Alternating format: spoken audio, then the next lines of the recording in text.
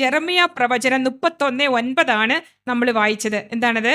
കണ്ണുനീരോടെയാണ് അവർ വരുന്നത്. ഈ ഇരിക്കുന്ന 100-ലധികം വരുന്ന ആളുകളോട് കർത്താവ് പറയുകയാണ്, ഈ ഉച്ച സമയത്ത് കണ്ണുനീരോടെയാണ് അവർ വരുന്നത്. ഞാൻ അവരെ ആശ്വസിപ്പിച്ച് നയിക്കും, ഞാൻ അവരെ നീരൊഴുക്കിലേക്ക് നയിക്കും. അവർക്ക് കാലിടറുകയില്ല. ഇടറിപ്പോയി ആരെങ്കിലുമൊക്കെ ഇവിടെ ഉണ്ടെങ്കിൽ കർത്താവ് പറയുകയാണ്, അവർക്ക് കാലിടറുകയില്ല, അവരുടെ വഴി സുഗമമാണ്. കാരണം ഇസ്രായേലിന് ഞാൻ പിതാവാണ്. ഹല്ലേലൂയ. യേശുവേ നന്ദി, യേശുവേ സ്തുതി. മൂന്നാമത്തെ സൈഡിൽ രണ്ടാമതിരിക്കുന്ന ചേച്ചിയുടെ പേരെങ്ങനെയാ? മോളുടെ പേരൻ പറഞ്ഞേ. റാണി. റാണി റാണി ഇന്ന് ഉച്ചയ്ക്ക് തലമുടി ചീകിയായിരുന്നു. രാവിലെ സുന്ദരിയായിരിക്കുന്നു, മനോഹരമായിട്ട് തലമുടിയൊക്കെ ചെയ്യും. തൻ്റെ മഞ്ഞ ചീപ്പിൽ എത്ര മുടി ഇരിപ്പുണ്ടെന്ന് എണ്ണി നോക്കിയായിരുന്നോ? എണ്ണി നോക്കിയോ? ആ മുറിയിൽ എത്ര മുടി നിലത്ത് വീണു നോക്കിയോ? ആ തലയിണയിൽ എത്ര മുടി പറ്റിപ്പിടിച്ചിരിക്കുന്നുണ്ടെന്ന് നോക്കിയോ? ഇല്ല.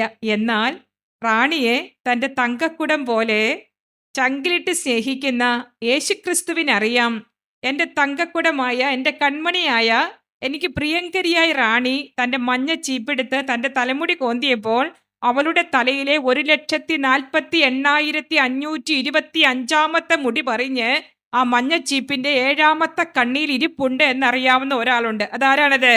ഈശോ. പറഞ്ഞേ, ഈശോ, ഈശോ, ജീസസ്. മാത്രമല്ല, എൻ്റെ കൺമണിയായ റാണി അവരുടെ ജീവിത പങ്കാളി ഇങ്ങോട്ടേക്ക് വിളിച്ചു ചോദിച്ചില്ല, മക്കൾ ആരും അന്വേഷിച്ചില്ല, എൻ്റെ മമ്മിയുടെ തലമുടി ചീകിയപ്പോ എത്ര മുടി തലയിൽ പറഞ്ഞ് നിലത്ത് പോയെന്ന്. എന്നാൽ അവളെ കൺമണി പോലെ സ്നേഹിക്കുന്ന ഈശോയ്ക്കറിയാം, ഇന്ന് അവൾ തൻ്റെ തലമുടി കോന്തിയപ്പോൾ അവളുടെ തലയിലെ 74,551 മുടി പറഞ്ഞ് ആ ടൈലിന്റെ 3ാമത്തെ കണ്ണിയിൽ ഇങ്ങനെ ഉടക്കി കിടപ്പുണ്ടെന്ന് അറിയാവുന്ന ഒരാൾ. ആളുടെ പേരെന്താണ്? ജീസസ്. പറഞ്ഞേ, ഈശോ, ഈശോ. കെട്ടുകൾ അഴിയുന്നു. ഈശോ, ഈശോ, ഈശോ, ഈശോ. പ്രിയപ്പെട്ട സഹോദരങ്ങളെ, മനുഷ്യർ കാണുന്നതല്ല ദൈവം കാണുന്നത്. നിങ്ങൾ എന്നെ ഇങ്ങനെ നോക്കുന്നത്? കർത്താവിന്റെ വചനമാണത്. മത്തായിയുടെ സുവിശേഷം 10:30 കർത്താവിന്റെ വചനം എന്താ പറയുന്നത്? നിങ്ങളുടെ തലയിലെ ഓരോ മുടിയിഴയും എണ്ണപ്പെട്ട് ഈ ഇരിക്കുന്ന ഓരോരുത്തരുടെ, ഓരോ അപ്പച്ചന്മാരുടെയും ഓരോ സഹോദരന്മാരുടെയും സഹോദരിമാരുടെയും നിങ്ങളുടെ തലയിലെ ഓരോ തലമുടി നാരിഴയും എണ്ണപ്പെട്ടിരിക്കുന്നു. നിങ്ങൾ അനേകം കുരുവികളേക്കാൾ വിലയുള്ളവരാണ്. പിന്നെ എന്തിനാണ് നമ്മൾ ഇങ്ങനെ ചാഞ്ഞും ചെരിഞ്ഞും അസ്വസ്ഥതപ്പെട്ടും ആ കാര്യം ഈ കാര്യമൊക്കെ ഓർത്ത് നമ്മൾ വിഷമിക്കേണ്ട കാര്യമില്ല. നിങ്ങളുടെ തലയിലെ ഓരോ മുടിനാരിഴ പോലും എണ്ണപ്പെട്ടിരിക്കുകയാണ്. ഹല്ലേലൂയ. എന്നാൽ ഈ ഒരു ബോധ്യമൊക്കെ നമ്മുടെ ഉള്ളിലേക്ക് കടക്കണമെങ്കിൽ നമ്മൾ കർത്താവിന്റെ വിശ്വാസത്തെ പ്രഖ്യാപിക്കുന്നവരായി മാറണം. നമ്മൾ മറ്റുള്ളവരെ പോലെ, നമ്മുടെ എല്ലാവരുടെയും പേര് ക്രൈസ്തവരെന്നാണ് അല്ലേ? ഇരിക്കുന്ന എല്ലാവരും തന്നെ. മറ്റു മതസ്ഥരായിട്ടുള്ളവരൊന്ന് കൈപൊക്കാവോ?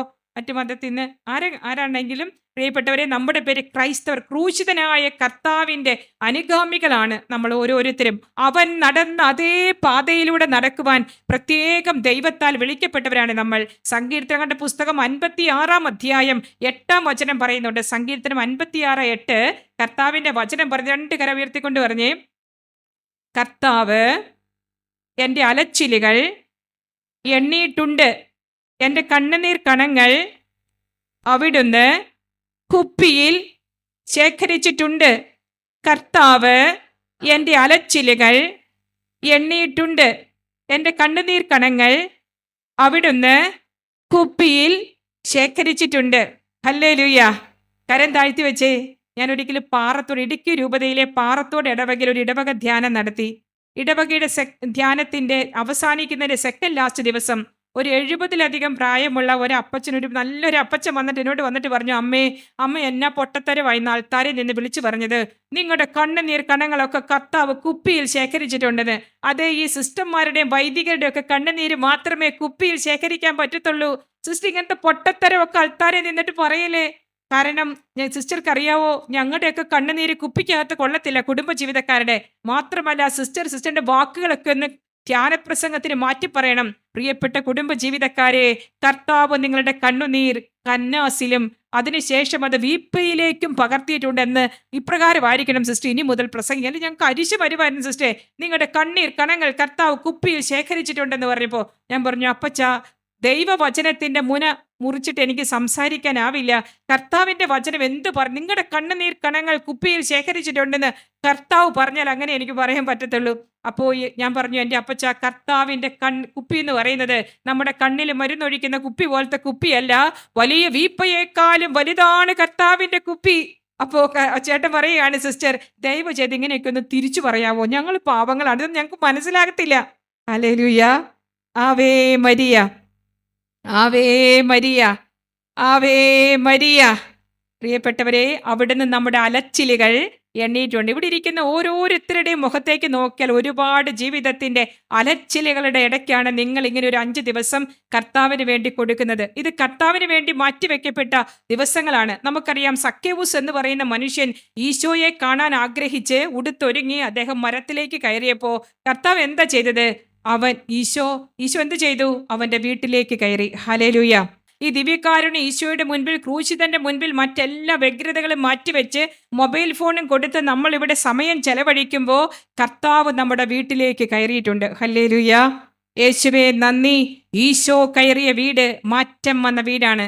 ഈശോ കയറിയ ഭവനം എല്ലാം മാറ്റം വന്ന ഭവനങ്ങളാണ്.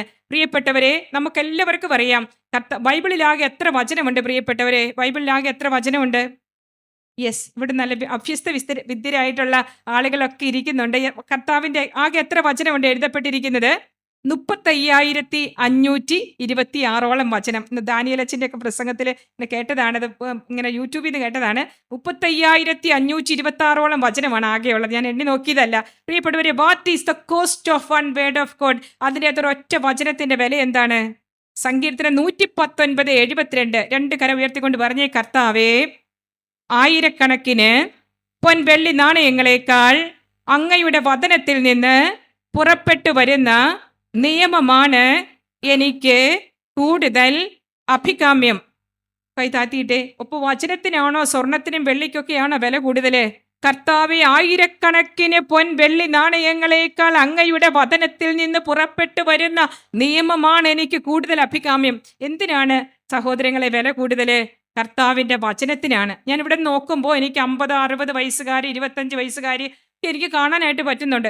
ഇത്രയും ആയുസ് നമുക്ക് കിട്ടിയിട്ട് എത്ര ദൈവത്തിന്റെ വചനം ഉള്ളിലാക്കാനായിട്ട് നമുക്ക് സാധിച്ചു? രാവും പകലും നമ്മോട് കൂടെയുള്ള ഈ വേദഗ്രന്ഥത്തിൽ നിന്ന് എത്ര വചനം കൃത്യസ്ഥമാക്കാനായിട്ട് നമുക്ക് സാധിച്ചു? വചനം ബൈബിളിൽ ഇരുന്നത് കൊണ്ട്, കിണറ്റിൽ വെള്ളം ഇരുന്നത് കൊണ്ട്. കിണറ്റിലെ വെള്ളമാണോ കർത്താവ് ആശീർവദിച്ചത്? കിണറ്റിലെ വെള്ളമാണോ കർത്താവ് ആശീർവദിച്ച് വീഞ്ഞാക്കി മാറ്റിയത്? കോരിക്കൊണ്ട് വന്ന വെള്ളത്തെയാണ് കർത്താവ് വീഞ്ഞാക്കി മാറ്റിയത്. ഹല്ലേലൂയ. നിങ്ങൾ വിചാരിക്കുക, ഇവിടെ 6 കൽഭരണികൾ നിരത്തപ്പെട്ടിട്ടുണ്ടെന്ന് വിചാരിക്കുക. കാനായിലെ കല്യാണ വീട്ടിൽ എന്നതുപോലെ നിറമില്ലാത്ത, വീര്യമില്ലാത്ത, സുഗന്ധമില്ലാത്ത, ലഹരിയില്ലാത്ത വെറും പച്ചവെള്ളമാണ് ഈ 6 കൽഭരണികളിലും നിറയ്ക്കപ്പെട്ടിരിക്കുന്നത്. നമ്മുടെ കുടുംബജീവിതത്തിന്റെ അവസ്ഥ ഒരുപക്ഷെ അങ്ങനെയായിരിക്കാം. ഒരു നിറമില്ല, ഒരു വീര്യമില്ല, ഒരു സുഗന്ധമില്ലാത്ത കുടുംബജീവിതം. അങ്ങോട്ടും ഇങ്ങോട്ടും വീട്ടിലെല്ലാവരും ഉണ്ട്, പക്ഷെ പരസ്പര സംഭാഷണമോ സൗഹൃദമോ സ്നേഹത്തിന്റെ അലയടികളോ പ്രാർത്ഥനകളോ ഉയരാത്ത ഒരു കുടുംബജീവിതം. ഇതാ പച്ചവെള്ളത്തിന് സമമായിട്ട് നിറമില്ലാത്ത, വീര്യമില്ലാത്ത, സുഗന്ധമില്ലാത്ത, ലഹരിയില്ലാത്ത വെറും പച്ചവെള്ളം. ഈ 6 കൽഭരണികളിലും നിറയ്ക്കപ്പെട്ടിരിക്കുന്ന പച്ചവെള്ളത്തിനൊരു സാധ്യതയുണ്ട്. What is that possibility? എന്താണ് ആ സാധ്യത എന്ന് പറയുന്നത്? നിറമുള്ള, വീര്യമുള്ള, സുഗന്ധമുള്ള, ലഹരിയുള്ള, പുതുവീഞ്ഞായി മാറാനുള്ള ഒരു സാധ്യത 6 കൽഭരണികളിലും നിറയ്ക്കപ്പെട്ടിരിക്കുന്ന പച്ചവെള്ളത്തിനുണ്ട്. എപ്പോഴാണ് പച്ചവെള്ളം നുരഞ്ഞു പൊന്തുന്ന ഒരു വീഞ്ഞായി മാറുക? എപ്പോഴാണ് പച്ചവെള്ളം ലഹരിയുള്ള വീഞ്ഞായി മാറുക? പറഞ്ഞ എപ്പോഴാ പച്ചവെള്ളം വീഞ്ഞായിട്ട് മാറുന്നത്? പ്രിയപ്പെട്ടവരെ, എപ്പോൾ പച്ചവെള്ളം തൻ്റെ ഉടമസ്ഥന്റെ സ്വരം കേൾക്കുന്നുവോ, എപ്പോൾ പച്ചവെള്ളം തൻ്റെ ഉടമസ്ഥനെ കാണുന്നുവോ, അപ്പോൾ പച്ചവെള്ളത്തിന്റെ അവസ്ഥ മാറിയിരിക്കും. ഹല്ലേലൂയ. ഈ 2 മണിക്കൂർ, 5 ദിവസം നിങ്ങൾ കേൾക്കാനായിട്ട് പോകുന്നത് ഉടമസ്ഥന്റെ സ്വരമാണ്. കർത്താവിന്റെ വചനത്തിൽ എന്തു പറയുന്നുവോ അതാണ് നമ്മൾ കേൾക്കാൻ പോകുന്നത്. സഭ എന്ത് പഠിപ്പിക്കുന്നു അതാണ് നമ്മൾ കേൾക്കാനായിട്ട് പോകുന്നത്. പ്രിയപ്പെട്ടവരെ, നമ്മുടെയൊക്കെ മനസ്സിലൊരു ആഗ്രഹമുണ്ട്, എനിക്ക് എൻ്റെ ആന്തരിക മുറിവുകളൊക്കെ ഒന്ന് സുഖപ്പെട്ടിരുന്നെങ്കിൽ. ചിലരുടെ വാക്കുകളൊക്കെ ഇങ്ങനെ മനസ്സിലേക്ക് അങ്ങ് കൂരമ്പ് പോലെ തറച്ച് കയറിയിട്ടുണ്ട്. നമ്മുടെ എല്ലാവരുടെയും ഒരു പരാതിയാണ്, ആരും എന്നെ സ്നേഹിക്കുന്നില്ല. നിങ്ങൾ സംബന്ധിച്ചുകൊണ്ടിരിക്കുന്നത് ഒരു ആന്തരിക സൗഖ്യ ധ്യാനത്തിലാണല്ലോ. നമ്മുടെ എല്ലാവരുടെയും പരാതിയാണ്, ജീവിത പങ്കാളിക്ക് എന്നോട് സ്നേഹമില്ല, മക്കൾക്ക് സ്നേഹമില്ല, വികാരി അച്ഛന് അല്ലെങ്കിൽ ഞാനുമായിട്ട് ബന്ധപ്പെട്ട ഇടവകയിലെ വാർഡില് ഒന്നും ഒരു സ്വന്തം വീട്ടുകാർക്ക് പോലും എന്തിന്, ഞാൻ എന്തോ ഒരു ബാക്കി എല്ലാവരോടും ഉണ്ട്, എന്നോട് മാത്രമില്ല. എന്നെ ആർക്കും സ്നേഹമില്ല. അമ്മായിമ്മയാണെങ്കിൽ അങ്ങനെ, അമ്മയാണെങ്കിൽ ഇങ്ങനെ, മക്കൾ ഇങ്ങനെ വെറുതെ രാത്രി വരെ വെറുതെ കഠിനാധ്വാനം ചെയ്ത് കൂലിപ്പണി ചെയ്യുന്നത് പോലെ വീട്ടിലിരുന്ന് പണിയാന്നുള്ളതല്ലാതെ, മക്കൾക്കും ഭാര്യയ്ക്കും വേണ്ടി അധ്വാനിച്ച് കൊണ്ടുവരാന്നല്ലാതെ സ്നേഹത്തിന്റെ ഒരു വാക്ക്, പരിഗണനയുടെ ഒരു വാക്ക്, ഔദാര്യത്തിന്റെ ഒരു വാക്ക് കേട്ടിട്ട് മരിക്കാൻ ആഗ്രഹിക്കുന്ന ചിലരൊക്കെ ഈ കൂട്ടത്തിലുണ്ട്. പ്രിയപ്പെട്ട സഹോദരങ്ങളെ, നമുക്കറിയാം ഈശോ ഒരാളുടെ കൈവശം പോലും നിങ്ങളുടെ ഹൃദയം നിറച്ചു തരുവോളം സ്നേഹം കൊടുത്തു വിട്ടിട്ടില്ല. സ്നേഹത്തിന്റെ പൂർണ്ണത, സ്നേഹത്തിന്റെ രാജാവ് ഒരാൾ മാത്രമേ ഉള്ളൂ. ആരാണത്? ഈശോ. ഈശോ. നമുക്കറിയാം, റോമാക്കാർക്ക് എഴുതിയ ലേഖനം 5-ാം അധ്യായം 5-ാം തിരുവാക്യം പഠിപ്പിക്കുന്നു. 2 കരം ഉയർത്തിക്കൊണ്ട് പ്രാർത്ഥിച്ചേ. നമുക്ക് നൽകപ്പെട്ടിരിക്കുന്ന, സ്വരത്തിൽ പ്രാർത്ഥിച്ചേ, നമുക്ക് നൽകപ്പെട്ടിരിക്കുന്ന, എല്ലാവരുടെ നാവിന്റെ കെട്ടഴിച്ച് പ്രാർത്ഥിച്ച്, നമുക്ക് നൽകപ്പെട്ടിരിക്കുന്ന പരിശുദ്ധാത്മാവിലൂടെ ക്രിസ്തുവിന്റെ സ്നേഹം, ദൈവത്തിന്റെ സ്നേഹം നമ്മുടെ ഹൃദയങ്ങളിലേക്ക് ചൊരിയപ്പെട്ടിരിക്കുന്നു. നമുക്ക് നൽകപ്പെട്ടിരിക്കുന്ന പരിശുദ്ധാത്മാവിലൂടെ ക്രിസ്തുവിന്റെ സ്നേഹം നമ്മുടെ ഹൃദയങ്ങളിലേക്ക് ചൊരിയപ്പെട്ടിരിക്കുന്നു. അപ്പോ സ്നേഹമില്ല, അയ്യോ അവരെന്നെ സ്നേഹിച്ചില്ല, നമുക്ക് എല്ലാവർക്കും സ്നേഹത്തിന് വേണ്ടി ഒരു പരാതിയുണ്ട് അല്ലേ? നമ്മുടെ എല്ലാവരുടെ ഉള്ളിൽ ഒരു പരാതിയുണ്ട്. പ്രിയപ്പെട്ടവരെ, സ്നേഹത്തിന്റെ പൂർണ്ണത ഒരാൾ മാത്രമേ ഉള്ളൂ.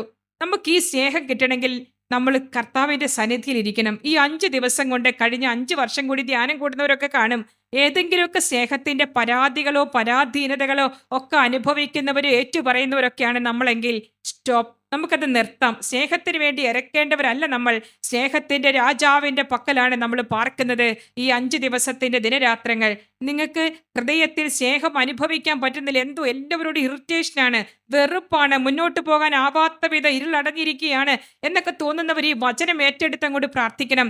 എന്താണ് ദൈവവചനം ഏറ്റെടുത്ത് പ്രാർത്ഥിക്കുമ്പോൾ സംഭവിക്കുക? നമുക്കറിയാം, നമ്മുടെ മനസ്സ് മാറും.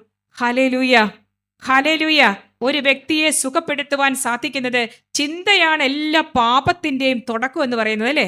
ഒരു ആത്മഹത്യക്ക് പോകാൻ ഒരാൾക്ക് തോന്നണമെങ്കിൽ ആദ്യം അത് തോന്നലാണ് ഉണ്ടാവുക, അതിനുശേഷമാണ് അത് പ്രവൃത്തിയിലേക്ക്. കുടുംബജീവിതത്തിന്റെ തകർച്ച എവിടെ ആരംഭിക്കുന്നത്? ഭിന്നതയുടെ ദുരാത്മാവ് ആദ്യം എവിടെയാണ് കയറുന്നത്? ചിന്തയിലാണ്. എന്നാൽ നിന്റെ മനസ്സിനെ പോലും രൂപാന്തരപ്പെടുത്താൻ സാധിക്കുന്നതാണ് ദൈവത്തിന്റെ വചനം. നമുക്കറിയാം, ഹെബ്രായ ലേഖനം 4-ാം അധ്യായം 12-ാം തിരുവാക്യം എന്താണ് പഠിപ്പിക്കുന്നത്? ഹെബ്രായ ലേഖനം 4:12 ഏറ്റു പറഞ്ഞ് പ്രാർത്ഥിച്ചേ. കർത്താവിന്റെ വചനം സജീവവും ഊർജ്ജസ്വലവുമാണ്, ഇരുതല വാളിനേക്കാൾ മൂർച്ചയേറിയതും, ചേതനയിലും ആത്മാവിലും സന്ധിബന്ധങ്ങളിലും മജ്ജയിലും തുളച്ചു കയറി ഹൃദയത്തിന്റെ വികാരങ്ങളെയും വിചാരങ്ങളെയും നിയന്ത്രിക്കാൻ കഴിവുള്ളതുമാണ്. പ്രിയപ്പെട്ടവരെ, കർത്താവിന്റെ വചനം എന്തൊക്കെയാണ്? സജീവം. എന്താ സജീവം എന്ന് പറഞ്ഞാൽ, ഇപ്പൊ സജീവം ഞാനിവിടുന്ന് പറഞ്ഞുകൊണ്ടിരിക്കും, ഇത് ലൈവാണ് അല്ലേ? ഇത് ലൈവാണ്, ഇവിടെ ഫോട്ടോ ഇതൊക്കെ എടുക്കുന്നുണ്ട്. പ്രിയപ്പെട്ടവർ, നമുക്കറിയാം കർത്താവിന്റെ വചനം എന്ന് പറയുന്നത് എന്താണ്? സജീവമാണ്. നിങ്ങൾ ഇപ്പോൾ ഈ വചനം ഒരു 10 പ്രാവശ്യം പറഞ്ഞാൽ നിങ്ങളുടെ മുഖത്തിന്റെ അവസ്ഥ മാറും, നിങ്ങളുടെ സൗന്ദര്യം വർദ്ധിക്കും, നിങ്ങളുടെ ഞരമ്പുകൾക്ക് വ്യത്യാസം ഉണ്ടാകും, രക്തഓട്ടത്തിന് വ്യത്യാസം ഉണ്ടാകും, നിങ്ങളുടെ ചിന്തകൾക്ക് വ്യത്യാസം ഉണ്ടാകും. ഹല്ലേലൂയ. 2 പേരുടെ അടുത്ത് പോലും ചെന്ന് നിന്ന് സംസാരിക്കാൻ സാധിക്കാതിരുന്ന ഞാൻ, ഒരുപാട് നെഗറ്റീവ് ചിന്തകളും എൻ്റെ അവസ്ഥകളിലെ ഒരുപാട് പാപത്തിൻ്റെ മേഖലകളൊക്കെ ചിന്താപരമായിട്ടൊക്കെ വന്നുകൊണ്ടിരുന്ന ഞാൻ, എൻ്റെ പ്രിയപ്പെട്ട സഹോദരങ്ങളെ, എപ്പോഴൊരു ദൈവവചനം ബൈഹാർട്ട് ചെയ്തുവോ, എൻ്റെ ഉള്ളിൽ നിന്ന് അപകർഷതാബോധത്തിൻ്റെ വേരോടുകൂടെ അപകർഷതാബോധത്തിൻ്റെ ചെടി പറിച്ചു മാറ്റപ്പെട്ടു. എന്നിലുള്ള ഓരോ പാപത്തിൻ്റെ വാസനകളും ചായ്വുകളെല്ലാം പറിച്ചു മാറ്റപ്പെട്ടു. എപ്പോൾ ഈ കർത്താവ് കിണറ്റിൽ നിന്നും കോരിക്കൊണ്ട് വന്ന വെള്ളമാണ് വീഞ്ഞാക്കി മാറ്റിയത്. നിങ്ങളുടെ ഹൃദയത്തിൽ കോരിവെക്കുക, ദൈവത്തിന്റെ വചനം കോരിവെക്കുക, തക്ക സമയത്ത് അത് പ്രവർത്തന നിരതമായിട്ട് മാറും. ഹല്ലേലൂയ. നമ്മളൊക്കെ ആഗ്രഹിക്കാറുണ്ടല്ലേ, ഒന്ന് തീയായി മാറാൻ പറ്റിയിരുന്നെങ്കിൽ, എൻ്റെ ജീവിതത്തിൽ ഒരു അഭിഷേകത്തിലേക്ക് കടന്നു വരാൻ പറ്റുന്നെങ്കിൽ. യഥാർത്ഥത്തിൽ ഈ തീ എന്നൊക്കെ പറയുന്നത് എവിടെ നിന്നാണ് പ്രിയപ്പെട്ടവരെ നമുക്ക് കിട്ടുക? സങ്കീർത്തനങ്ങളുടെ പുസ്തകം 29-ാം അധ്യായം 7-ാം തിരുവചനം പറയുന്നു. 2 കരം ഉയർത്തിക്കൊണ്ട് പറഞ്ഞേ, കർത്താവിന്റെ ശബ്ദം കർത്താവിന്റെ വചനം അഗ്നിജ്വാലകൾ പുറപ്പെടുവിക്കുന്നു. കർത്താവിന്റെ ശബ്ദം അഗ്നിജ്വാലകൾ പുറപ്പെടുവിക്കുന്നു. അഗ്നി, സുവിശേഷ അഗ്നി, വചന അഗ്നി, വചനജ്വാല, ഹോളി ഫയർ. Holy fire. പറ, നിങ്ങൾ എന്നെ അഗ്നി ഇല്ലാതെ എങ്ങനെ ഇരിക്കുന്നത്? അഗ്നി പറഞ്ഞേ, സുവിശേഷ അഗ്നി. നിങ്ങൾ എന്താണ് വീട്ടിൽ നിന്ന് വിട്ടു പോന്നിട്ടില്ല അല്ലെ? വീട്ടിൽ എന്ത് കാര്യം ഓർത്തോണ്ടിരിക്കുക? അവർ സന്തോഷിച്ചിരിക്കുവാണ്, ഇവർ ഒരാഴ്ചത്തേക്ക് സ്വസ്ഥമാണല്ലോ എന്നോർത്ത്. നമ്മളോ? അപ്പൊ പറഞ്ഞേ അഗ്നി. നമ്മുടെ നാവിലാണ് പുതിയ നിയമത്തിലെ അഭിഷേകങ്ങളെല്ലാം തുറക്കുന്നത്. എവിടെയാണ്? നമ്മുടെ അധരത്തിലൂടെയാന്ന് പറയും അല്ലേ? എന്താണ് അതിന്റെ അർത്ഥം? നമ്മൾ അധരം തുറന്നിങ്ങനെ റിലീസ് ചെയ്യണം. നമ്മൾ ഒരു സിസ്റ്ററെ, ഞാൻ അദ്ദേഹത്തോട് 2 പറഞ്ഞു കഴിഞ്ഞപ്പോഴാണ് ഒരു സമാധാനം ഉണ്ടായത് എന്നൊക്കെ പറയുമല്ലേ? എന്താ പറയേണ്ടത്? കർത്താവിന്റെ വചനം പറയണം, ഉള്ളി സമാധാനം. അപ്പോൾ അയാളോട് 2 വാക്ക് പറഞ്ഞാൽ നമുക്ക് കിട്ടുന്ന സമാധാനമല്ല, അസ്വസ്ഥതയുടെ ഒരു അവസ്ഥയാണ്. എന്നാൽ റിലീസ് ചെയ്ത് കഴിയുമ്പോൾ നമുക്കൊരു ഒരു ഒരു സന്തോഷമൊക്കെ തോന്നും. പ്രിയപ്പെട്ടവർ, ഇതുപോലെ നമ്മുടെ അധരത്തിലുള്ള വചനം ഉള്ളിലിരുന്നാൽ പോലെ എന്ത് ചെയ്യണം? നാവിലൂടെ പുറത്തേക്ക് വരണം. നാവിലൂടെ പുറത്തേക്ക് വരണം. ഏശയ്യാ പ്രവാചകന്റെ പുസ്തകം 55 അധ്യായം 11 വചനം, കർത്താവിന്റെ അധരത്തിൽ നിന്ന് പുറപ്പെടുന്ന ഒരു വാക്കുപോലും നിഷ്ഫലമായി പോകുന്നില്ല. ഞാൻ ഏൽപ്പിക്കുന്ന കാര്യം അത് വിജയപ്രദമായി ചെയ്യും. എൻ്റെ ഉദ്ദേശം അത് നിറവേറ്റും. ഹല്ലേലൂയ. എന്ത് ചെയ്യുമെന്ന്? ഞാൻ ഏൽപ്പിക്കുന്ന കാര്യം അത് വിജയപ്രദമായി ചെയ്യും. എൻ്റെ ഉദ്ദേശം, എന്ത് ഉദ്ദേശത്തോടു കൂടെയാണോ നിങ്ങളുടെ അധരത്തിൽ നിന്ന് ഒരു വാക്കങ്ങ് റിലീസ് ചെയ്ത് വിടുന്നത്, അവിടെ അത് സംഭവിച്ചിരിക്കും. ഹല്ലേലൂയ. യേശുവേ നന്ദി. ഞാൻ ഒരിക്കലും ചങ്ങനാശ്ശേരിയിൽ ഒരു വീട്ടിൽ പ്രാർത്ഥിക്കാൻ പോയി. ആ ചേച്ചി പറഞ്ഞു, സിസ്റ്റർ, ഞങ്ങളുടെ ഇവിടെ 5 വർഷം കഴിഞ്ഞിട്ടും കായ്ക്കാറായി, തെങ്ങ് കായ്ക്കുന്നില്ല. ദയവ് ചെയ്ത് സിസ്റ്റർ ഒരു 5 വേദവാക്യം ഈ തെങ്ങിനോടൊന്ന് പറയണം. തെങ്ങിനോട് വചനം പറഞ്ഞാൽ തെങ്ങിന് തിരിയുവോ? ഹലോ, മടക്കലയ്ക്ക് തിരിയുവോ? മലയാള ഭാഷയിലെ കാക്കാക്കിക്ക് പഠിച്ചിട്ടുണ്ടോ തെങ്ങ്? ഏത് തെങ്ങിനും മനസ്സിലാകുന്ന ഒരു ഭാഷ. യോഹന്നാന്റെ സുവിശേഷം 1:3, സമസ്തവും അവനിലൂടെ ഉണ്ടായി, ഒന്നും അവനെ കൂടാതെ ഉണ്ടായിട്ടില്ല. ഹെബ്രായ ലേഖനം 1:3, കർത്താവിന്റെ വചനത്താൽ സകലതും താങ്ങി നിർത്തപ്പെടുന്നു. ഞാനൊരു 5 വചനം പറഞ്ഞു. ആ ചേച്ചിയുടെ അടുത്ത് ചെന്നിട്ട് ആ തെങ്ങിലെ പിടിച്ചിട്ട് ഞാനും വേറൊരു സിസ്റ്റർ കൂടി ഉണ്ടായിരുന്നു. ഞങ്ങൾ 2 പേരും കൂടി ഒരു 5 വചനം പറഞ്ഞു. യേശുവിൻ്റെ നാമത്തിൽ ഇത് നന്നായിട്ട് ഫലം ഉണ്ടാകാനുള്ള തടസ്സം മാറട്ടെ എന്ന് പറഞ്ഞ് ആദ്യം പറഞ്ഞ വചനമായിരുന്നു നിയമാവർത്തന പുസ്തകം 28:8. എന്താണ് കർത്താവിൻ്റെ വചനം പറയുക? നിയമാവർത്തനം 28:8 വചനം. ഹലോ, നിയമാവർത്തനം 28:8. പറഞ്ഞു. നിയമാവർത്തന പുസ്തകം 28:8. കർത്താവ് നിന്റെ കളപ്പുരകളിലും നിന്റെ പ്രയത്നത്തിലും അനുഗ്രഹം വർഷിക്കും. ഞാൻ നിനക്ക് തരുന്ന ദേശത്ത് ദൈവമായ കർത്താവ് നിന്നെ അനുഗ്രഹിക്കും. എൻ്റെ പ്രിയപ്പെട്ട സഹോദരങ്ങളെ, വിലപ്പെട്ടത് എന്തും എങ്ങനെ വാങ്ങണം? ഈ ലോകത്തിൽ ഏറ്റവും വില കൂടിയ ധനം എന്താണ്? ഞാൻ മനസ്സിലാക്കിയ ഒരു കാര്യം, ഈ ലോകത്തിൽ ഏറ്റവും സ്വർണത്തെക്കാളും വെള്ളിയേക്കാളും എല്ലാം വില കൂടിയ സമ്പത്ത് എന്താണ്? ദൈവത്തിൻ്റെ വചനം. ഹല്ലേലൂയ. നിങ്ങളുടെ മുമ്പിൽ നിന്ന് പ്രസംഗിക്കുന്ന ഞാൻ ഒരു മാരക രോഗിയാണ്. കീമോതെറാപ്പിക്കൊക്കെ ശേഷമാണ് ഞാൻ നിങ്ങളുടെ മുമ്പിൽ നിന്ന് ഇങ്ങനെ ഒരു പ്രസംഗം നടത്തുക. ഞാൻ എൻ്റെ തലമുടിയുടെ ഒരു പൊടി പോലും ഇല്ലാതിരുന്ന 6 മാസം, എൻ്റെ ഒരു പിരികത്തിലൊരു പൊടി പോലും ഇല്ലാതിരുന്ന, വയറൊക്കെ ഇങ്ങനെ വീർത്തിരുന്ന കുറേ നാളുകൾ. എൻ്റെ പ്രിയപ്പെട്ടവരെ, കീമോതെറാപ്പിക്ക് വേണ്ടി വന്ന വഴിയിലൂടെയാണ് ഈ കാരിത്താസ് ഹോസ്പിറ്റലിലേക്ക്, ഈ വഴിക്കാണ് ഞങ്ങൾ പോയിക്കൊണ്ടിരുന്നത്. കോതമംഗലത്ത് നിന്നും അങ്ങനെ ആണ് അതിരമ്പുഴ കൂടിയാണ് പോയിക്കൊണ്ടിരുന്നത്. ഇന്ന് ആ വഴിക്കടെ വന്നപ്പോൾ എൻ്റെ കണ്ണ് നിറഞ്ഞു. എത്രയോ പ്രാവശ്യം വണ്ടി നിർത്തി ഛർദ്ദിച്ചും കരഞ്ഞും നിലവിളിച്ചും അവിടെ ഇരുന്നും കിടന്നും ഒക്കെ, ചാഞ്ഞും ചെരിഞ്ഞും എഴഞ്ഞും ഒക്കെ വീണ്ടും വണ്ടിയിലേക്ക് കയറി ഇങ്ങനെ നടന്ന ഒരു ചികിത്സയുടെ കാലഘട്ടം. എന്നാൽ ഇന്ന് നിങ്ങളുടെ മുമ്പിൽ നിൽക്കുമ്പോൾ എനിക്ക് ഒറ്റ കാര്യം പറയാനുള്ളത്, എന്നെ മാറ്റിമറിച്ചത് ആ കാരിത്താസ് ഹോസ്പിറ്റലിൽ നിന്ന് കിട്ടിയ കീമോയുടെ മരുന്നുകളല്ല എന്ന് എനിക്ക് നല്ല ഉറപ്പാണ്. ഹല്ലേലൂയ. യേശുവേ നന്ദി. ഞാൻ ഈ ദൈവവചനത്തെ വലുതായി കണ്ട് എൻ്റെ ജീവിതത്തിൽ മരുന്നിനേക്കാളും മറ്റെന്തിനേക്കാളും ഏറ്റവും അധികം പ്രാധാന്യം കൊടുത്തത് ദൈവത്തിൻ്റെ വചനത്തിനാണ്. ഹല്ലേലൂയ. ഈ ചേച്ചിയുടെ വീട്ടിൽ പ്രാർത്ഥിക്കാൻ ചെന്ന 5 വചനം ഈ ചേച്ചിയുടെ തെങ്ങിൻ്റെ ചോട്ടിൽ നിന്നിട്ട് പറഞ്ഞു. പ്രിയപ്പെട്ടവരെ, വചനം കേട്ടാൽ തെങ്ങിന് തിരിയുവോ? ഉടമസ്ഥൻ്റെ സ്വരം കേട്ടാൽ മനസ്സിലാകാത്തവരുണ്ടോ? സമസ്തവും, ഓരോ തെങ്ങും, ഓരോ പുൽച്ചാടി, ഓരോ പുൽച്ചെടിയും ഉണ്ടായിരിക്കുന്നത്, ഓരോ പാറക്കല്ലും, അത് കർത്താവിൻ്റെ വചനമാണത്. അതിന് കേട്ടാൽ, സൃഷ്ടാവിൻ്റെ സ്വരം കേട്ടാൽ സൃഷ്ടജാലങ്ങൾക്കെല്ലാം അത് സുപരിചിതമാണ്. ഹല്ലേലൂയ. യേശുവേ നന്ദി, യേശുവേ സ്തുതി. പ്രിയപ്പെട്ട സഹോദരങ്ങളെ, ഞാൻ ഇന്ന് നിങ്ങളുടെ മുമ്പിൽ നിൽക്കുമ്പോൾ ഓർക്കുകയാണ്, ആ ചേച്ചി അവിടെ പോയി ഞങ്ങൾ പ്രാർത്ഥിച്ചു. യാതൊന്നും തെങ്ങിലൊന്നുമില്ല. എന്നാൽ അത് കഴിഞ്ഞിട്ട് ഒരു കൊറോണ കാലമൊക്കെ ആയി. പിന്നെ ഫോൺ വിളിയൊന്നും ഇല്ല. ഞാൻ അതൊക്കെ കഴിഞ്ഞിട്ട് ഒരു ദിവസം അവിടെ വേറെ ചങ്ങനാശ്ശേരി വീണ്ടും ചെന്നു. അവിടെ ചെന്നപ്പോൾ ഈ ചേച്ചി ഞാൻ അവിടെ ചെന്നിട്ടുണ്ടെന്ന് അറിഞ്ഞ് വന്നു. ആ കാറിന്റെ ഡിക്കിക്കകത്ത് നിറച്ച് തേങ്ങ ഇട്ടുകൊണ്ടാ വന്നത്. അപ്പോൾ ചേച്ചി എന്നോട് പറയുകയാണ്, സിസ്റ്റർ, സാധാരണ ഒരു തേങ്ങ പൊട്ടിച്ചിട്ടുണ്ടെങ്കിൽ അത് ഒരു ചമ്മന്തി അരയ്ക്കാൻ, അല്ലെങ്കിൽ ഒരു പയറുകറി വെക്കാൻ, അല്ലെങ്കിൽ ഒരു അവല് നനയ്ക്കാൻ ഇത്രയൊക്കെ കിട്ടത്തുള്ളൂ. എന്നാൽ അന്ന് വചനം ചൊല്ലിയ ശേഷം ഉണ്ടായ ആ 1-2 മാസങ്ങൾക്ക് ശേഷം ഉണ്ടായ ആ തേങ്ങയുണ്ടല്ലോ, അത് പൊട്ടിച്ചിട്ടുണ്ടെങ്കിൽ ആദ്യം ഒരു ചെരുവും ചിരണ്ടി ആദ്യമേ തന്നെ മൂടി തൊടാതെ ഞങ്ങൾ ഫ്രിഡ്ജിൽ കയറ്റി വെക്കും. ഒരൊറ്റ തേങ്ങയുടെ ഉള്ളിൽ 4 തേങ്ങയ്ക്കുള്ള ഉള്ളാണുള്ളത്. ഹല്ലേലൂയ, യേശുവേ നന്ദി. ഞാനൊരു സമർത്ഥിയുടെ മഹാത്ഭുതം പറയാൻ വേണ്ടിയല്ല ഇത്രയും കിലോമീറ്റർ യാത്ര ചെയ്ത് ഇവിടെ വന്നത്.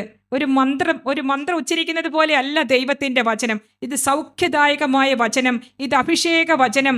നമ്മുടെ ജീവിതത്തിൻ്റെ ഏത് പ്രതിസന്ധികളിലും മൗന നൊമ്പരങ്ങളിലും കണ്ണുനീരുകളിലും നമുക്കെടുത്ത് ഉപയോഗിക്കണം ദൈവത്തിൻ്റെ വചനം. നമുക്കറിയാം, കർത്താവിൻ്റെ വചനം ഒരിക്കലും പരാജയപ്പെട്ടിട്ടില്ല.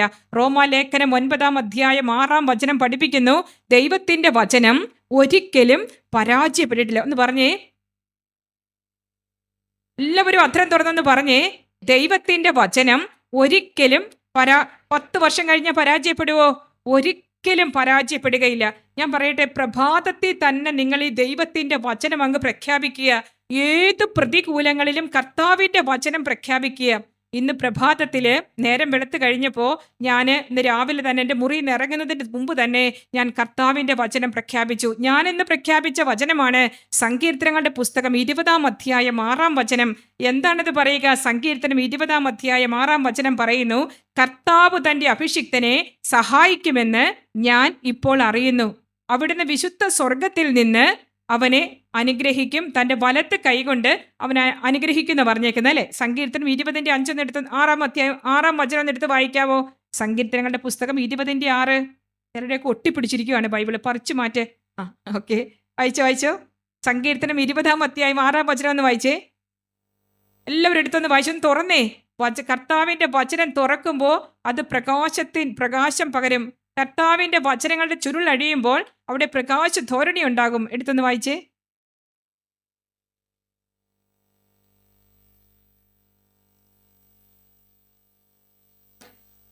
അവിടുന്ന് തൻ്റെ വിശുദ്ധ സ്വർഗത്തിൽ നിന്ന് അവൻ എന്ത് ചെയ്യും? ഉത്തരം അരുളും. പിന്നെ തൻ്റെ വലത്തു കൈകൊണ്ട് എന്ത് ചെയ്യും? മഹത്തായ, ഒന്നോടെ വായിച്ചൊന്ന് പഠിച്ച് എല്ലാവരും ഒന്ന് പഠിച്ച് ഒരു ക്ലാസ്സിൻ്റെ ഇതായിട്ടൊന്ന് പഠിച്ച് എല്ലാവരും. എല്ലാവരുടെ കൈ ബൈബിൾ ഇല്ലാത്തവരൊക്കെ ഒന്ന് എടുത്തുകൊണ്ട് വന്നൊന്ന് തുറന്നേ. ഇത് കരങ്ങളിൽ പിടിക്കുമ്പോൾ തന്നെ നിങ്ങൾക്കൊരു അഭിഷേകമാണ്. സെയിൻറ്റ് അഗസ്റ്റിൻ പറയുന്നുണ്ട്, വിശുദ്ധ ഗ്രന്ഥം തുറക്കുമ്പോൾ നമ്മുടെ കൈവിരലിലൂടെ വിശുദ്ധ ഗ്രന്ഥത്തിൽ നിന്നുള്ള സുഗന്ധം നമ്മുടെ ഹൃദയത്തിലേക്ക് കടന്നു വരികയും മനസ്സിനെ സൗഖ്യമാക്കുകയും ചെയ്യുന്നു. അപ്പോൾ സെയിൻറ്റ് അഗസ്റ്റിൻ്റെ ജീവിതത്തെ മാറ്റിമറിച്ചത് വിശുദ്ധ ഗ്രന്ഥമാണെങ്കിൽ, പ്രിയപ്പെട്ടവരെ, വിശുദ്ധ ഗ്രന്ഥം തുറക്കുമ്പോൾ, ഈ മഹാനുഗ്രഹത്തിൻ്റെ ഗ്രന്ഥം തുറക്കുമ്പോൾ തന്നെ ഒരു അഭിഷേകമുണ്ട്. നിങ്ങളുടെ ഒരു പ്രതിസന്ധിയിൽ ഈ കർത്താവിൻ്റെ വചനം ഒന്ന് തുറന്നേ. ഒന്നുകൂടെ വായിച്ചേ. കർത്താവ് തൻ്റെ അഭിഷിക്തനെ സഹായിക്കുമെന്ന് ഞാനിപ്പോൾ അറിയുന്നു. എപ്പോഴറിയുന്നു? ഇപ്പോൾ ഞാൻ അറിയുന്നു. കർത്താവ്, നമ്മൾ ഓരോരുത്തരും ആരാ? കർത്താവിൻ്റെ അഭിഷിക്തരാണല്ലേ. കർത്താവ് പ്രത്യേകം മാമോദീസ ജലത്താൽ, സ്ഥൈര്യലേപത്താൽ, പരിശുദ്ധ കുർബാനയാൽ പ്രത്യേകം അനുഗ്രഹിക്കപ്പെട്ടവരാണ് നമ്മൾ ഓരോരുത്തരും. കർത്താവ് തൻ്റെ അഭിഷിക്തനെ ഇപ്പോൾ സഹായിക്കുമെന്ന് ഞാൻ അറിയുന്നു. അവിടുന്ന് തൻ്റെ വിശുദ്ധ സ്വർഗത്തിൽ നിന്ന് അവൻ ഉത്തരമരുളും. തൻ്റെ വലത്ത് കൈകൊണ്ട് ഒരു വ്യക്തിയുടെ അധരത്തിൽ നിന്ന് ഇങ്ങനെ ഒരു വചനം അങ്ങ് പൊട്ടിപ്പുറപ്പെട്ടാൽ, ഞാൻ പറഞ്ഞ വചനമാണോ? ഈ അതിരമ്പുഴ മുനിസിപ്പാലിറ്റി കൗൺസിലർ പറഞ്ഞ വചനമാണോ? ഇതാര് പറഞ്ഞ വചനമാണ് ഇത്? ദൈവത്തിൻ്റെ വചനം എന്തെങ്കിലും പരാജയപ്പെട്ടിട്ടുണ്ടോ? കർത്താവ് എന്തെങ്കിലും വ്യാജം പറയുവോ? സഹോദരന്മാരെ, സംഖ്യയുടെ പുസ്തകം 23:19 വലതുകര ഉയർത്തിക്കൊണ്ട് പറഞ്ഞേ. സംഖ്യ 23:19. ഭയങ്കര സ്വരമാണല്ലോ നിങ്ങൾക്ക്, കുറച്ചുകൂടി ഉറക്കെ പറഞ്ഞേ. സംഖ്യ 23:19. സംഖ്യ 23:19. വ്യാജം പറയാൻ അവിടുന്ന് മനുഷ്യനല്ല, അനുതപിക്കാൻ അവിടുന്ന് മനുഷ്യപുത്രനുമല്ല. പറഞ്ഞത് അവിടുന്ന് ചെയ്യാതിരിക്കുമോ? പറഞ്ഞത് അവിടുന്ന് ചെയ്യാതിരിക്കുമോ? കൈ താഴ്ത്തി വെച്ച് പറഞ്ഞത് കർത്താവ് എന്താണ് ഇവിടെ പറഞ്ഞത്? കർത്താവ് തൻ്റെ അഭിഷിക്തനെ ഇപ്പോൾ സഹായിക്കുമെന്ന് ഞാൻ അറിയുന്നു.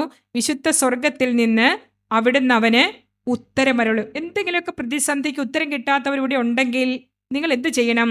ഈ വചനത്തെ ഒരു സാക്ഷ്യവചനമാക്കി മാറ്റി ഈ വചനത്തെ നമ്മൾ പ്രഖ്യാപിക്കണം. അധരത്തിൽ എടുത്തിട്ട് റിലീസ് ചെയ്യണം. മീൻസ് അധരത്തിൽ നിന്ന് പുറത്തേക്ക് വരണം, റേമായാക്കി മാറ്റണം. അധരത്തിൽ നിന്ന് ദൈവത്തിൻ്റെ വചനം പുറപ്പെട്ടു പോരണം. ഹല്ലേലൂയ. നിങ്ങൾ പഠിച്ചോ ഈ വചനം? പ്രിയപ്പെട്ട സഹോദരങ്ങളെ, നിങ്ങൾ കർത്താവിന് കണ്ണും പൂട്ടി വിശ്വസിച്ചോളുക. കർത്താവിൻ്റെ വചനം ഒരിക്കലും പരാജയപ്പെടത്തില്ല. കർത്താവിൻ്റെ വചനം എന്നും സൗഖ്യദായകവും ഫലദായകവും എല്ലാ ആന്തരിക മുറിവുകൾക്കുമുള്ള ലേപന സൗഖ്യ ഔഷധമാണ് കർത്താവിൻ്റെ വചനം എന്ന് പറയുന്നത്. ഹല്ലേലൂയ. എൻ്റെ പ്രിയപ്പെട്ട സഹോദരങ്ങളെ, അങ്ങനെ ഞാൻ ഇന്ന് പ്രഭാതത്തിൽ ഈ വചനം കുറേ പ്രാവശ്യം നിങ്ങൾ വിചാരിക്കരുത് 2-3 പ്രാവശ്യമല്ല. ഞാൻ എണീറ്റ് പല്ല് തേക്കുമ്പോൾ മുതൽ ഈ വചനം പറഞ്ഞു തുടങ്ങി. കർത്താവ് തൻ്റെ അഭിഷിക്തനെ ഇപ്പോൾ സഹായിക്കുമെന്ന്. അപ്പം എനിക്ക് ഇങ്ങോട്ടേക്ക് പോരണം. ഞാൻ ബസ്സിന് പോരാൻ വേണ്ടി എല്ലാം ഏർപ്പാടാക്കി ഇന്ന സമയത്ത് ഇറങ്ങണം. അങ്ങനെ എല്ലാം റെഡിയായി കഴിഞ്ഞ് 8 മണിക്ക് ഞാൻ ഇറങ്ങാൻ വേണ്ടി ഇരിക്കുകയാണ്. അപ്പോൾ ഞാൻ പ്രഖ്യാപിച്ചിട്ടുണ്ട്, രാവിലെ തന്നെ ഞാൻ പ്രഖ്യാപിച്ചിട്ടുണ്ട്. 3 ബസ് മാറി കയറി ഇങ്ങോട്ടേക്ക് വരാൻ എല്ലാം ഒരുക്കത്തിലായിട്ട് ബാഗെല്ലാം സെറ്റ് ചെയ്തിരിക്കുകയാണ്. എന്നാൽ ഈ വചനം ഞാൻ പ്രഖ്യാപിച്ച വചനം ഏതാണ്? കർത്താവ് തൻ്റെ അഭിഷിക്തനെ ഇപ്പോൾ സഹായിക്കുമെന്ന് ഞാൻ അറിയുന്നു. വിശുദ്ധ സ്വർഗത്തിൽ നിന്ന് അവിടുന്ന് അവന് ഉത്തരമരുളും. വലത്ത് കൈകൊണ്ട് മഹത്തായ വിജയം നൽകും. ഈ വചനം എൻ്റെ അധരത്തിൽ നിന്ന് അങ്ങ് പുറപ്പെട്ടു പോയി. ഇത് ഉടമസ്ഥൻ ഇത് എവിടെ നിന്ന് വന്നോ? കർത്താവിൻ്റെ വചനം ശക്തമായി പാഞ്ഞു വരുന്നു എന്നാണ് സങ്കീർത്തനം 147:15 പറയുന്നത്. കർത്താവിൻ്റെ വചനം അതിവേഗം പാഞ്ഞു വരുന്നു. വായിച്ചേ, കർത്താവിൻ്റെ വചനം അതിവേഗം പാഞ്ഞു വരുന്നു. കർത്താവിൻ്റെ വചനം അതിവേഗം പാഞ്ഞു വരുന്നു. എറിയാതെ എങ്ങനെയാ? നാവിന്ന് പുറപ്പെടാതെ എങ്ങനെയാ പാഞ്ഞു ചെല്ലുന്നത്? പുറപ്പെട്ടാൽ എന്ത് ചെയ്യും? അതിവേഗം എത്തേണ്ടിടത്ത് എത്തും. ഹല്ലേലൂയ. യേശുവേ നന്ദി. ഞാൻ ഈ വചനമൊക്കെ പറഞ്ഞിങ്ങനെ ഇരുന്ന് കാപ്പി കുടിച്ചുകൊണ്ടിരിക്കുകയാണ്. 7:30 മണിക്ക് കാപ്പി കുടിച്ചുകൊണ്ടിരിക്കുമ്പോൾ എൻ്റെ ഫോൺ റിങ് ചെയ്യുകയാണ്. ഞാൻ വിളിച്ചു ഹലോ, എൻ്റെ ബാച്ചുകാരി സിസ്റ്ററാണ്. ആളുടെ വീട് ഈ അതിരമ്പുഴ ഈ ഭാഗത്താണ് വീട്. ആളെന്നോട് പറയുകയാണ്, സിസ്റ്റർ ഇന്ന് അവിടെ വരുന്നുണ്ടല്ലോ, ഒരു കാര്യം ചെയ്യാവോ? ഒരു കാറ് വിളിച്ച് വരാവോ? എൻ്റെ വീട്ടിൽ വന്ന് എൻ്റെ അമ്മയ്ക്ക് വേണ്ടിയിട്ടൊന്ന് പ്രാർത്ഥിക്കാവോ? ദൈവം ഒരു വണ്ടി വിളിച്ചിങ്ങ് പോരെ? ഞാൻ എൻ്റെ പ്രിയപ്പെട്ട സഹോദരങ്ങളെ, അപ്പോൾ തന്നെ ടാക്സി വിളിച്ച് ഞാനിവിടെ വന്ന് ഞാനിത് പറഞ്ഞത് യാതൊരു ശീതീകരിച്ച കാറിൽ കയറിയിരിക്കുമ്പോൾ എൻ്റെ കണ്ണ് നിറഞ്ഞു. ഞാൻ രാവിലെ എന്താണ് പ്രഖ്യാപിച്ചത്? ഈ 3 വണ്ടി മാറി കയറി ലഗേജുമായിട്ട് വരുന്നതിനേക്കാൾ എൻ്റെ കർത്താവ് ഇഷ്ടപ്പെട്ടു. ഞാൻ ഈ വചനം പറഞ്ഞപ്പോൾ അവൻ്റെ വലത്ത് കൈ കൊണ്ട് എന്നെ സഹായിക്കാനുള്ള എല്ലാ വഴികളും കർത്താവ് തുറന്നു. ഹല്ലേലൂയ. ഞാൻ ആ സിസ്റ്ററിനോട് പറഞ്ഞിട്ടില്ല, ബസ്സിനാണെന്ന് ഒന്നും ഞാൻ പറഞ്ഞിട്ടില്ല. പക്ഷെ ആ വ്യക്തി എന്നെ ഇത് നമ്മുടെ ഫോട്ടോയൊക്കെ കണ്ടിട്ട് എന്നെ വിളിക്കുകയാണ്. ഹല്ലേലൂയ. യേശുവേ നന്ദി. പ്രിയപ്പെട്ടവരെ, ഇങ്ങനെ രാവിലെ മുതൽ തന്നെ നിങ്ങളുടെ ജീവിതം, നിങ്ങൾ ഇവിടെ ആയിരിക്കുന്ന സമയങ്ങൾ, ഒഴിവ് സമയങ്ങളിൽ ഈ ചിന്തയൊക്കെ കളഞ്ഞിട്ട് നിങ്ങൾ കർത്താവിൻ്റെ വചനത്തെ നിങ്ങളുടെ ബുദ്ധിയിലെടുക്കുക. ബുദ്ധിയിൽ വിശ്വാസം നിറയ്ക്കുക. വിശ്വസിക്കുന്നവൻ എത്ര കാര്യം സാധിക്കുമെന്ന് പറഞ്ഞിരിക്കുക. വിശ്വസിക്കുന്നവൻ എല്ലാ കാര്യങ്ങളും സാധിക്കും. മർക്കോസിന്റെ സുവിശേഷം 9-ാം അധ്യായം 23-ാം വചനം വലതുകര ഉയർത്തിക്കൊണ്ട് പറഞ്ഞേ, കർത്താവേ ഞാൻ വിശ്വസിക്കുന്നു, എൻ്റെ അവിശ്വാസം പരിഹരിച്ച് എന്നെ സഹായിക്കണമേ. കർത്താവേ ഞാൻ വിശ്വസിക്കുന്നു. കൈ താഴ്ത്തി വെച്ചേ. 8ഓളം പേർക്ക് വിശ്വാസം ഇല്ലല്ലോ. ഇങ്ങനെ എൻ്റെലേക്ക് തന്നെ തിരിച്ചു വരുമോ വചനം? കണ്ണും പൂട്ടി അങ്ങ് വിശ്വസിച്ചേ. പ്രിയപ്പെട്ടവരെ, ഈ ആയുസ്, ഒരു മനുഷ്യന്റെ ആയുസ് എത്രയാണ്? ഒരു മനുഷ്യന്റെ ആയുസ് എത്രയാണ് അപ്പച്ചന്മാരെ? ഒരു മനുഷ്യന്റെ ആയുസ് എത്രയാണ് അമ്മച്ചിമാരെ? എല്ലാവർക്കും ഏറിയാലെ കാര്യമാണ് അറിയാവുന്ന. നോർമൽ എത്രയാണ്? നോർമൽ എത്രയാ? സങ്കീർത്തനം 90:10 കർത്താവെ ഞങ്ങളുടെ ആയുസ് 70 വർഷമാണല്ലോ, ഏറിയാൽ 80. എല്ലാവർക്കും ഏറിയാലെ കാര്യമല്ല, നോർമൽ എത്രയാണ്? 70. എന്നാൽ ഇപ്പോൾ നമുക്കറിയാം കേരളത്തിലെ ആവറേജ് ഏജ് എന്ന് പറയുന്നത് 65 കഴിഞ്ഞ വർഷം വരെ. എന്നാൽ ഈ വർഷം 63 മാറി എന്നൊക്കെ നമ്മൾ പേപ്പറിലൊക്കെ വായിച്ചല്ലേ. എത്രയോ പേരാണ് മരിക്കുക. എൻ്റെ പ്രിയപ്പെട്ട സഹോദരങ്ങളെ, ഇത്ര ഉള്ളൂ. ഈ ഒരു ആയുസിൽ ഈ വചനത്തെ നമുക്ക് വിശ്വസിച്ചുകൊണ്ട് കർത്താവിൻ്റെ വചനത്തെ മാംസം ധരിക്കാൻ നമ്മുടെ അധരത്തിൽ നിന്ന് പുറപ്പെട്ടു വരട്ടെ.